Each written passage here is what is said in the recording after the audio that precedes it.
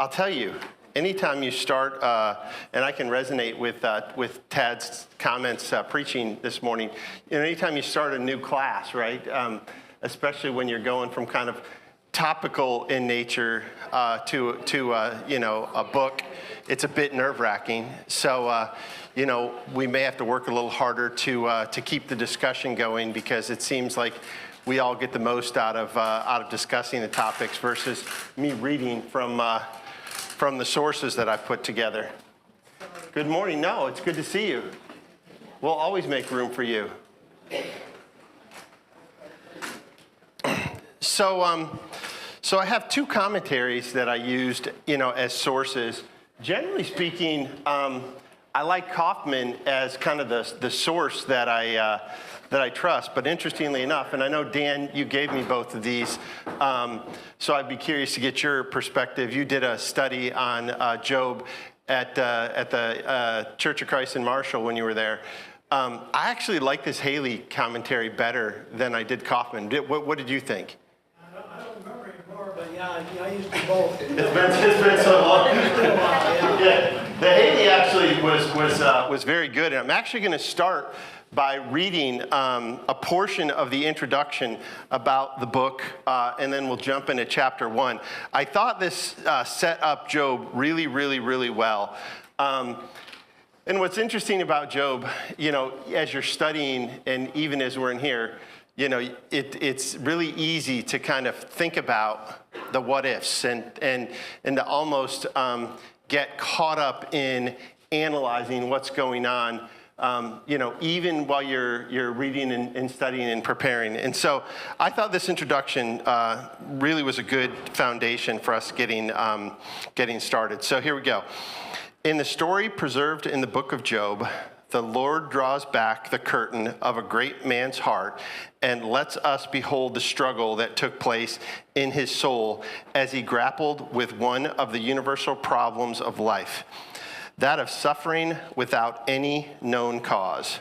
When one has lost everything, his possessions, his children, his health, which leaves him suffering in excruciating pain, when he loses his wife's support and his faith in God's concern, endures and accusations of friends, and becomes an outcast from society, how is he to harmonize with this, the providence of all this how is he to harmonize this with the providence of all wise, all powerful, and loving God?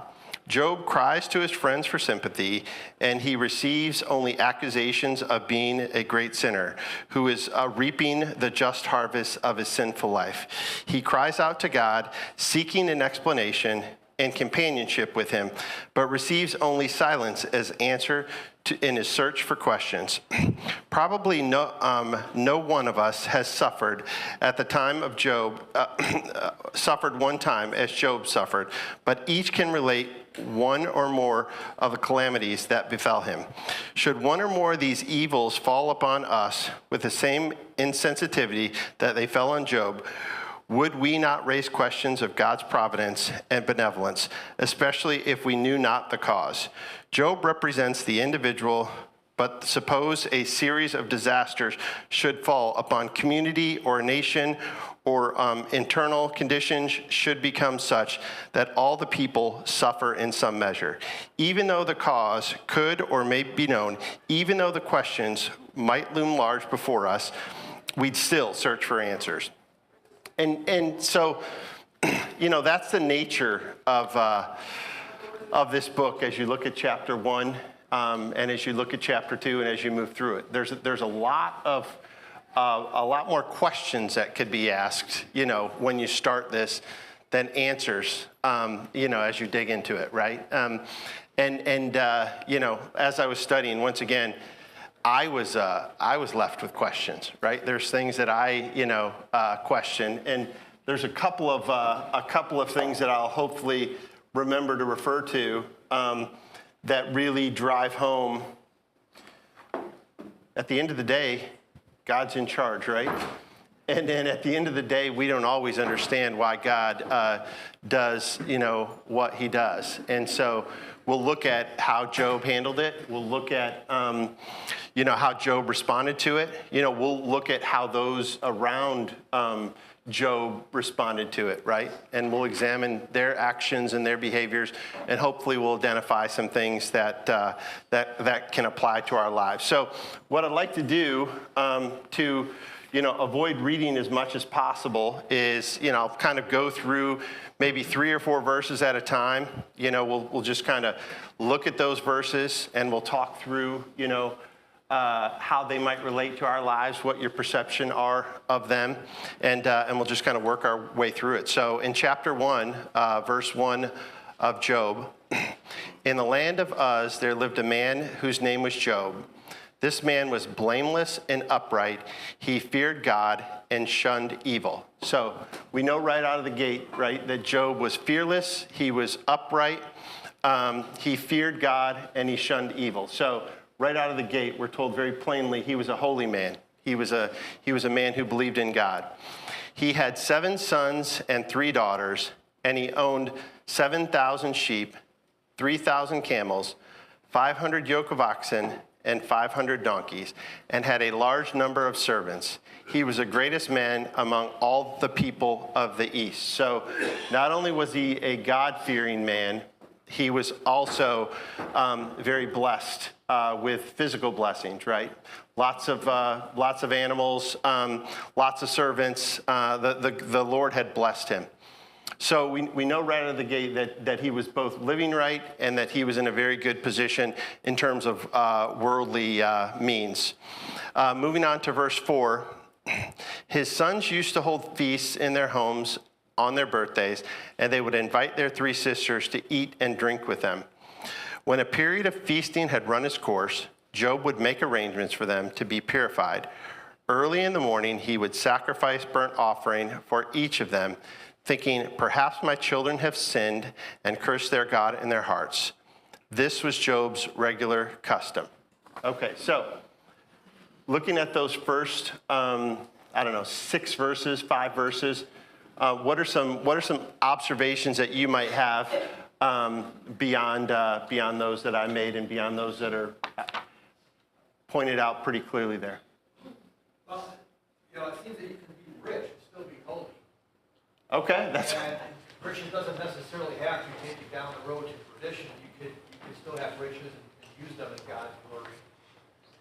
I think that is a really good point. That is not an observation that I made. So I think that's a wonderful observation, right? So not only was he blessed, with worldly blessings, he didn't let that impact his spirituality as well. Allie.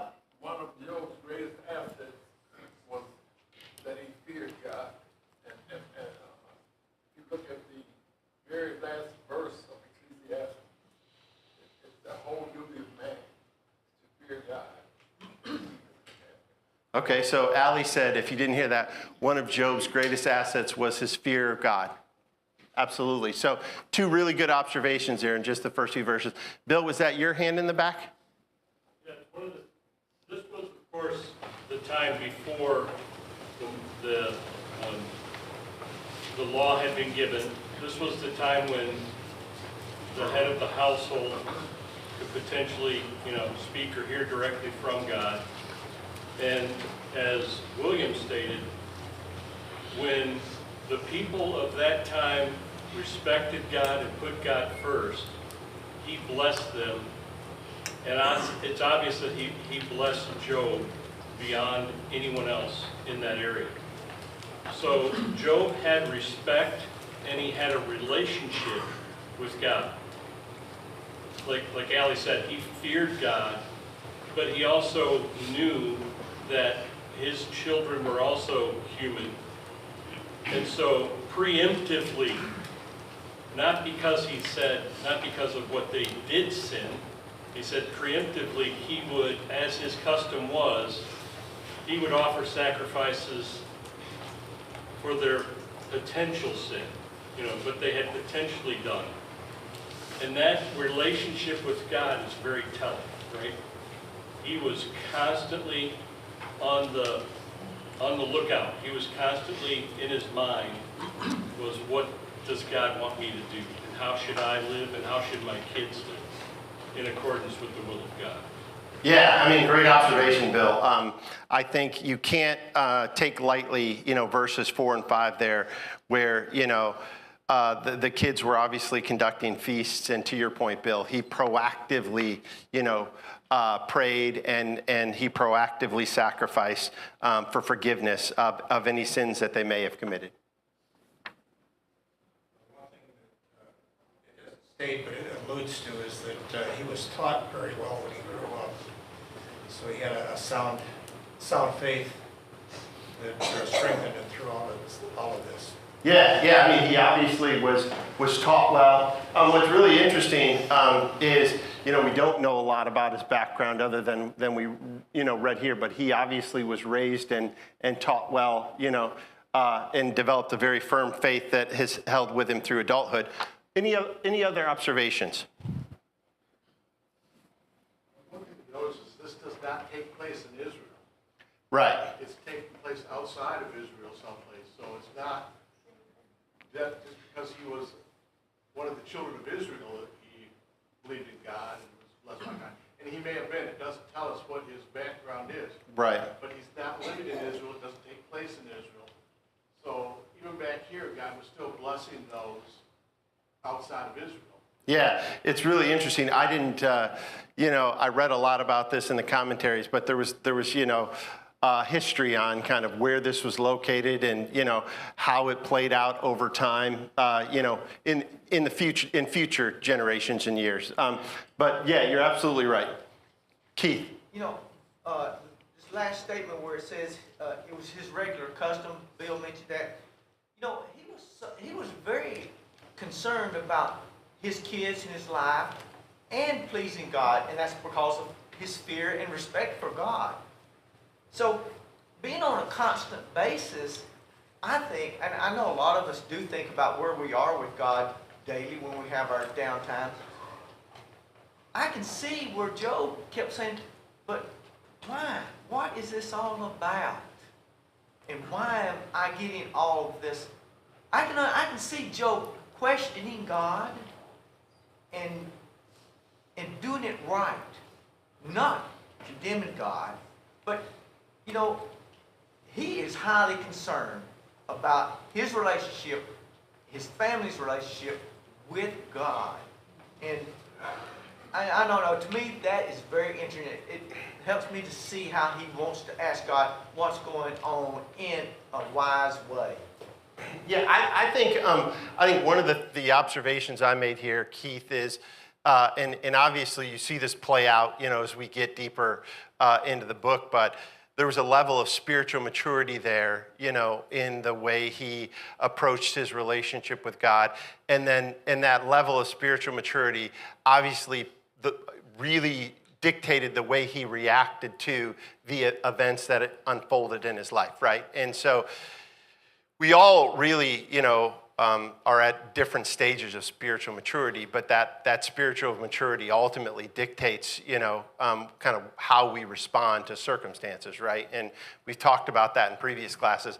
He's a great example of spiritual maturity, and we're going to see that, as we get into chapter 2, in terms of the way he responds to his wife's comments about, what's happening to him. Allie, you had another comment. Just quickly, Keith made a very important point about family. These scriptures you read showed that they had frequent family reunions. Okay. And that helps any family, whether it's your spiritual or physical family. They had good fellowship. Yep, family was close. Family was together often. Yep. All right, so moving into verse 6. Now, I'm going to mention before I jump into verse 6 here, I opted to read the NIV here. The commentaries, many of them looked at a number of different versions. So, when you jump into verse 6, and I'll read these, and then I'll probably read 6 through 8, and then I'll make a couple of comments. So, one day the angels came to present themselves before the Lord, and Satan came with them. The Lord said to Satan, "Where do you come from?" Satan answered the Lord, from roaming throughout the earth, going back and forth on it. Then the Lord said to Satan, have you considered my servant Job? There is no one on earth like him. He is blameless and upright, a man who fears God and shuns evil. Okay, so the reason why I point out the NIV, most other versions in verse 6 there say sons of God. They don't say angels, right? And there was very big debate in the commentaries about, the sons of God and angels and the various supporting verses. I didn't want to spend a ton of time, on that, here in class, but I wanted to highlight that, sons of God is often referred to as, believers, as those who are faithful. And there was a lot of dialogue, which I didn't get into because I want to stick to kind of the content of the verses about that in this particular, dialogue. But what I want to focus on is kind of the dialogue and how it applies to us, right? So we have a scenario where the sons of God, or as it says in the NIV, the angels came to present themselves before the Lord, and Satan came with them also, and the Lord said, where have you come from? So he said he's roaming the earth, going back and forth. So obviously, what's he doing when he's roaming the earth, going back and forth? He's looking for someone, his next victim, in the words of Peggy, right? Someone that he can, tempt, or someone, that he obviously can overtake. Allie. That kind of brings to mind the scripture in the New Testament about the roaring lion walking about seeking home. Yeah. I mean, it's funny that you say that, right? He's always searching for somebody, right? And we're just seeing it in real time here, as we read, the story of Job. There was another comment over here. Yeah. The devil isn't really attacking people that don't accept God because they're already of the devil. Yeah. I think what the devil is doing here is attacking people of God. Yes. Right. That's what he was doing. He's out looking for the Christians, the believers, to destroy them. Yeah, absolutely. He already got the others. Right. What else is that? Bill. I'm sorry, but I have to ask. Do you think that the sons of God or the angels still have this direct audience with God?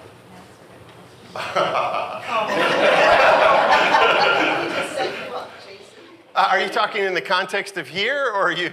Well, so in the verse, right? Right. It says, and I appreciate that you said the angels, because I was going to ask about the sons of God, so I'm avoiding that one. Okay? Thank you, I appreciate you. But it also says this, present themselves before the Lord, and Satan also came amongst them.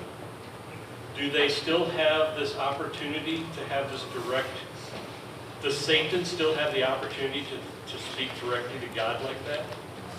It's a question that I don't expect an answer for right away, because I don't have the answer. Right, yeah. But it's an interesting thing for us to think about, inasmuch as our goal in life is to worship God. Right. Our goal in life is to acknowledge and respect and hold God in a high place. As Allie said, is to fear God.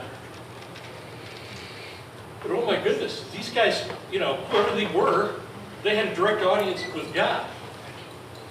They just, walked up and talked to him one day. Yeah. And Satan showed up to the party. Yeah. Right? I mean, it doesn't say that the audience was with Satan. It says the audience was with the angels. And Satan showed up. And God addressed him. He did, and he knew exactly what he wanted, right? Yeah. And so it's a very interesting discussion, in as much as it's an extremely frightening thought. I mean, to me, it's a sobering. Satan's around the corner, and he could very well go back and talk to God about me. Peggy, go ahead. Bill, was this before Satan was cast out of heaven or after? Oh, this was after. Oh, it was This was after. Yeah. Oh, and that's real scary. Yeah. This was after. Yeah. Way back. Yeah. Well, like a an audience unless the king allowed you. Right. So God, allowed that to happen. So yeah, I mean, obviously, and what's really interesting about, man, this is going to be fun. I'm going to regret doing this. Let's just put it that way. Yeah. Oh, go ahead, Allie.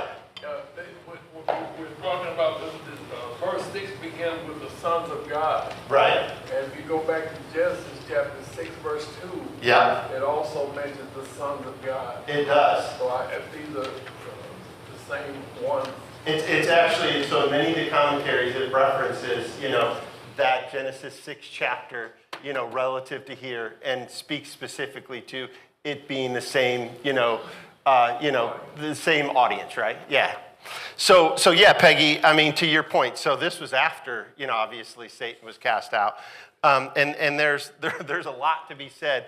Once again, my focus of the class was hopefully the things that are applicable to us and not getting down too many rabbit holes, but there certainly is, there's a fair amount to be said on the topic. I'm just looking here.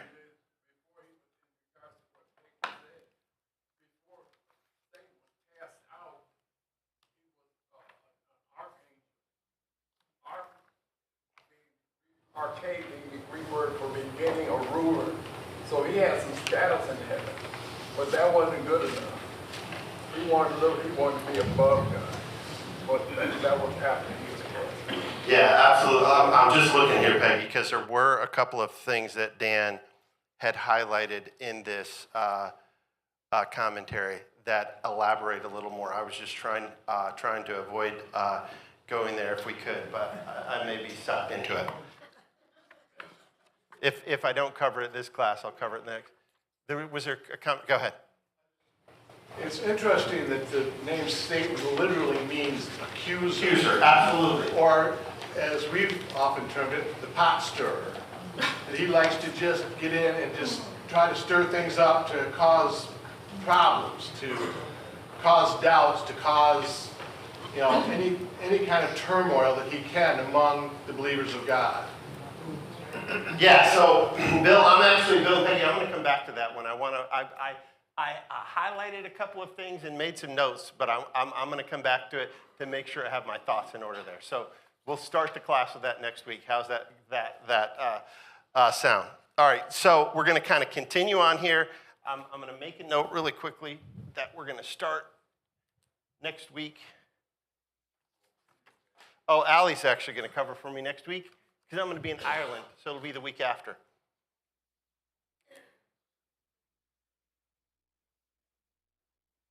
All right, I've got a note there. I'm not going to jump into something that I'm going to get myself into trouble without making sure I have everything right in front of me, okay? All right, so we went 6 through 8. The Lord said to Satan, have you considered my servant Job? There is no one on earth like him. He is blameless and upright, a man who fears God and shuns evil. Which, the one thing I want to note, imagine God making that statement about one of his people, right? So not only, do we see in those first couple of verses, the description of him, but God made the observation of what a good and faithful servant he was. Moving on to verse 9. Does Job fear God for nothing? Satan replied, have you not put a hedge around him and his household and everything he has? You have blessed the work of his hands so that his flocks and herds are spread throughout the land. But now stretch out your hand and strike everything he has, and he will surely curse you to your face. That exchange, was there a comment? Go ahead. One, these few verses emphasize the fact that we actually are on display, our very lives and interactions. We're on display to spiritual beings that we don't know are present. Okay, and secondly, Satan thinks everybody has a point where they'll cave in. And this is what the challenge is going to be about. It says it might be an unanswered prayer, it might be a broken, leg or something, some discomfort of some way, something that didn't go your way. and you'll cave in. And this is going to be the challenge. But but we're on display. We're in spiritual battle, and the more we're aware of it, I think the more we will be able to equip ourselves to meet the challenge. Yeah, absolutely. Well, and kind of a third point there, and this kind of goes back to your point of Satan being an accuser. Look how Satan is trying to manipulate God here with the way he, the way he phrases this and what he says. It's like he's trying to bait God, right? Like God doesn't immediately know what he's doing, right? Yeah, absolutely. It's a game of kind of cat and mouse to a degree, right? Now, the one thing we do know is, God will determine kind of when it begins and when it ends, right? Like he's the one that's going to allow how far it goes, but just to watch the interaction there and to watch how Satan is trying to manipulate God in the way he presents Job, it's just a really interesting, interaction to watch, right? Yeah, right. What's really interesting about that, as I was reading through the commentary, and part of, this is to jump ahead a little bit, part of, the observation was, if you think about Satan's influence over man and when that started, right? I mean, ultimately that started in the garden, right? And it started in the garden, and it wasn't God's choice in the garden, for Satan to begin to have influence over man at that point, right? I mean, it started because Satan tricked Eve, into eating the apple, and at that point, Adam obviously jumped on the bandwagon as well, and that is really kind of where we record it, right? And there was some references, to that, that man first invited Satan, into the relationship, in the garden. Dan. I think it's interesting that Satan's approaching God and saying, hey, look, this Job guy, the only reason he's so faithful and following after you is because of all the blessings that he has. So that's the gauntlet he's throwing down. He's saying, take away all this stuff that he's got, and he will curse you. He will not follow you anymore. So he's throwing that challenge up to God. Yeah. Yeah, and it is, I did, what was really interesting about that, let's see if it was in chapter 1 or chapter 2 where I highlighted it. There's a whole paragraph on, does he fear God for naught, right? Looking, and it goes and talks about, generally speaking, there's three basic motives for our relationship with God. One is you love God. Two, you love him, right? Like you have a relationship and you love God. The second is, your obedience or your love for God because you want to get to heaven. And the third is kind of the fear of hell, right? Those are kind of three basic, motivations, right? And in this case, Satan is saying, well, he loves you, God, because, look at all you've given him, right? Like his love for you is based on what you've done for him, not necessarily, based on the fact that, your relationship or, this genuine love that he has for you. Pardon? Yeah, conditional. Absolutely. Very well said, Sherry.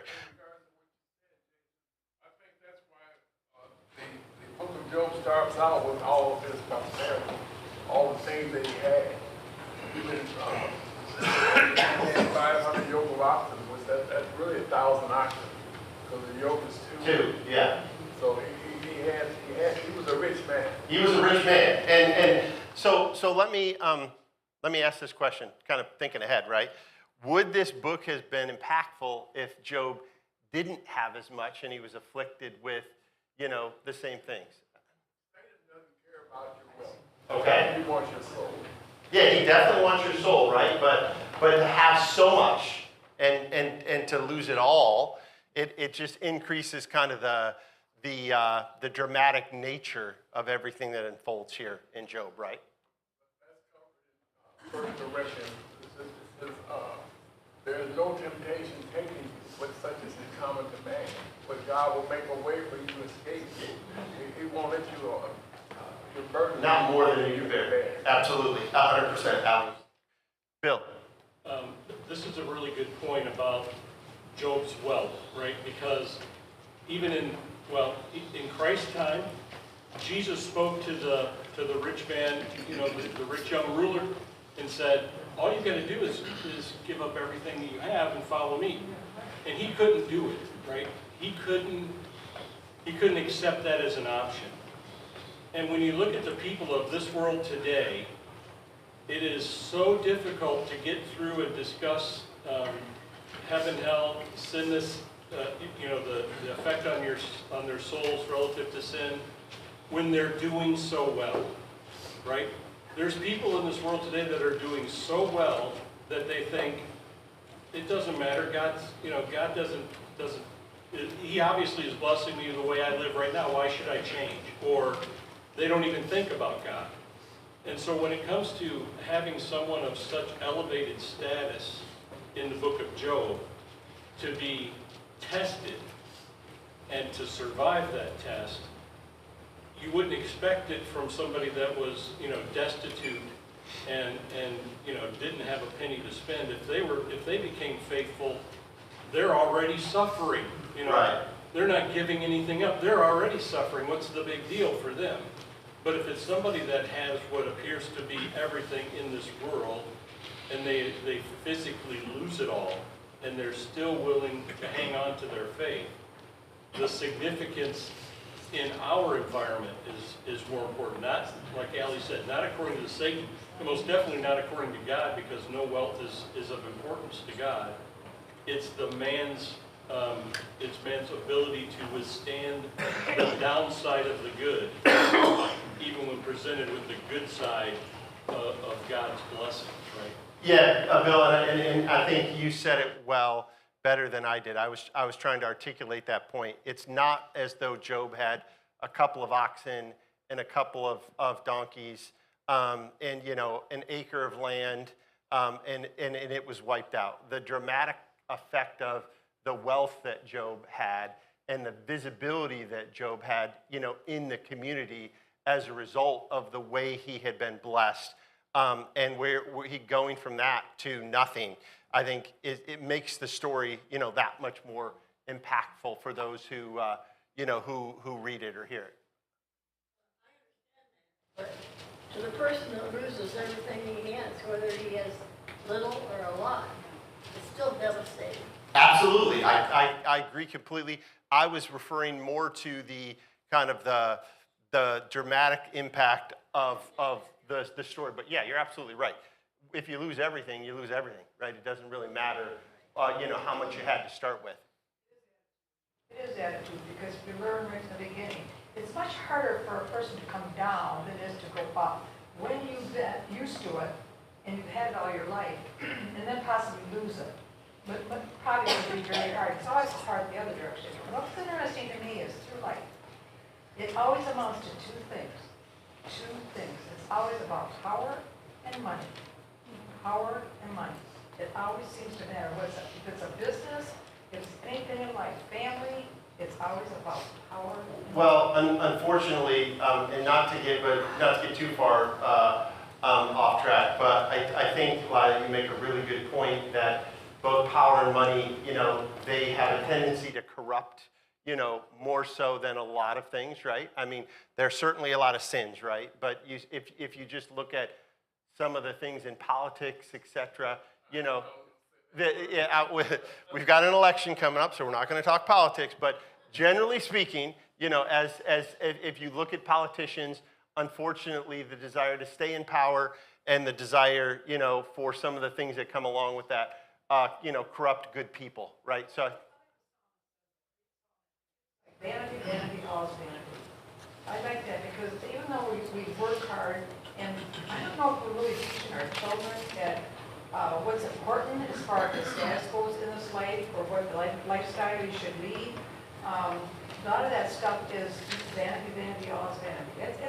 It's all about attitude. absolutely, and I'll have to kind of bring it back in. I think another thing, that once again, if we talk about both power and money corrupting, Job, despite having significant influence, obviously, significant, earthly possessions, he was still a man of God. So we're gonna kind of continue on in verse 12. The Lord said to Satan, "Very well then, everything he has is in your power, but on the man himself, do not lay a finger." So God gave Satan some authority here, right, to take some action here, but it was still within the context of what God, was going to allow, right? Ultimately, God was still in control of how far this was going to go, and he made that, really clear, right? I'm okay with the temptation, but it can't go. You can't lay a finger, right? So that's where we go. And then what's Satan do? He says, "All right, I've got a rope. I've been told how long the rope is. Now, Satan went out of the presence of the Lord, right? And we begin to see how things unfold for Job here in chapter 1. So starting in verse 13, one day when Job's sons and daughters were feasting and drinking wine at the oldest brother's house, a messenger came to Job and said, "The oxen were plowing and the donkeys were grazing nearby, and the Sabines attacked and made off with them. They put the servants to the sword, and I'm the only one who has escaped to tell you." So, kind of first, instance, right? In this case, he lost his oxen and his donkeys, okay? So that's kind of the first news Job gets, right? Disappointing, but it's oxen and donkey at this point, right? Yeah, well, and servants. Yeah, you're absolutely right. So he lost his servants as well. And then, while he was still speaking, another messenger came and said, "The fire of God fell from the heavens and burned up the sheep and more servants, and I am the only one who escaped to tell you." So it went from bad news to worse news, okay? While he was still speaking in chapter 17 here, another messenger came and said, "The Chaldeans formed 3 raiding parties and swept down on your camels and made off with them. They put the servants to the sword, and I am the only one who has escaped to tell you." Okay, so now we... Now we lose 3,000 camels. He lost 1,000 oxen because of 500 yoke, that's 2 each.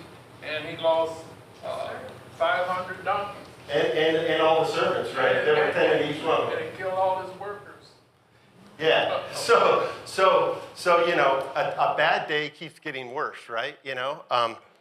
And then, kind of here's the crescendo of the day.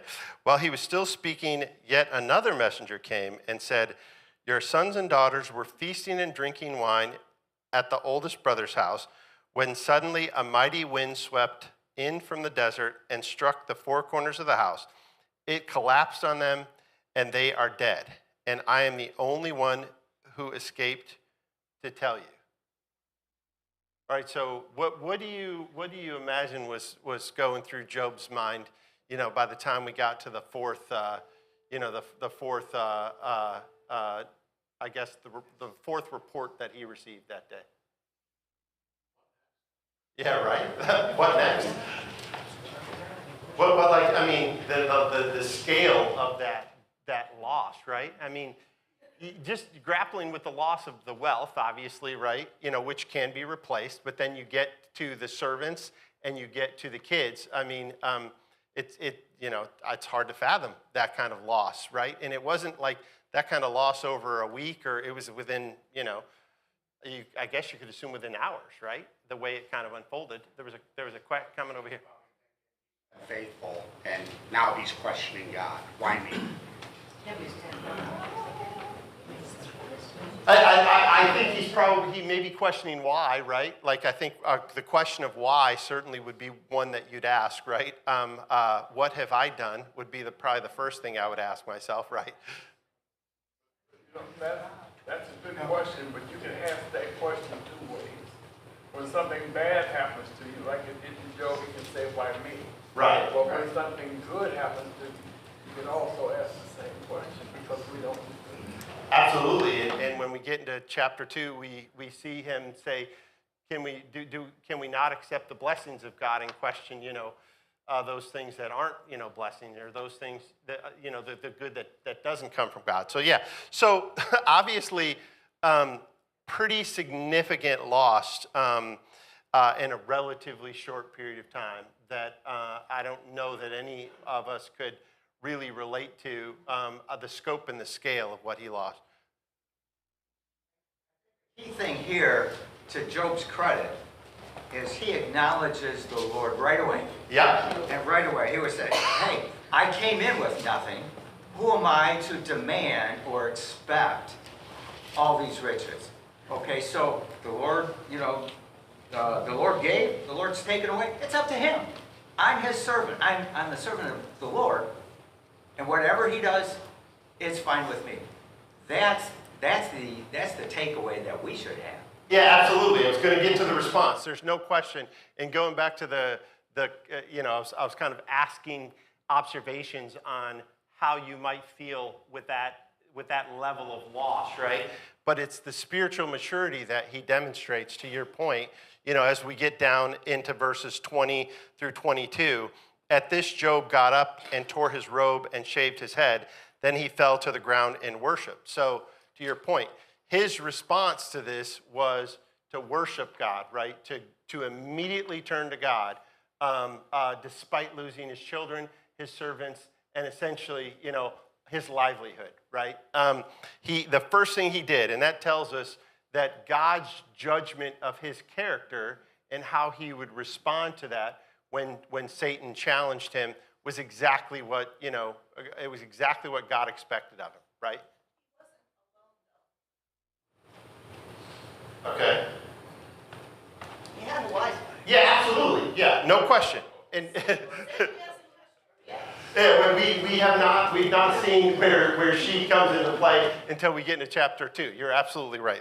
He certainly had folks around him, and at times that was beneficial, and at times that was detrimental, right? And we're going to certainly examine that.